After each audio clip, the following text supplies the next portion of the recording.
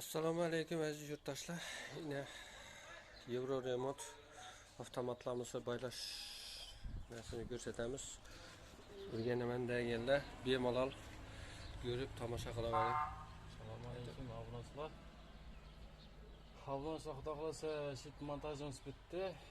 Главный avtomat 63 amperlik ikkili avtomat qo'ydik. Bundan so'ng общий gruppani ikkiga bo'lib oldik. 9 qatchamiz 9 avtomat, 2 gruppaga bo'ldik. Har qaysini bir uzoq qo'ydik. 63 amperlik 003, ya'ni 30 milliamperlik uzoq avtomatdan har qaysini oddenniy 5 sina bir, 4 sina bir qo'yib oldik.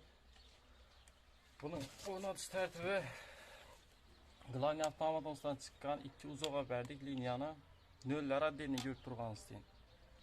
Bu pastdagi 5 dona avtomatimizning noli, ya'ni bir uzoqda ishlab turgan.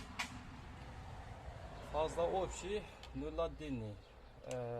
Bu avtomatimiz ham uzoq 4 gruppa, lekin bunda 2 dona rozetka ham qo'yib berdik. Shuning uchun 5 dona liniya nol bo'ldi. İşleş tartibi shunday. Faz 1, nechun yerda 220 380 yo'q. Bir faz, ikkisini primichi ko'p turibdi, glavniydan chiqib. Nolimiz oddenniy.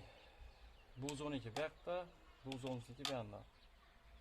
İşleş tartibi shunday. Obunachilar shuni ko'rib o'rganaman degan yangi elektriklar bo'lsa, ko'rib o'rganib olaveringlar. Xo'sh, sog' bo'linglar. Podpiska bosib, like'larni bosib, qo'llab-quvvatlaymiz.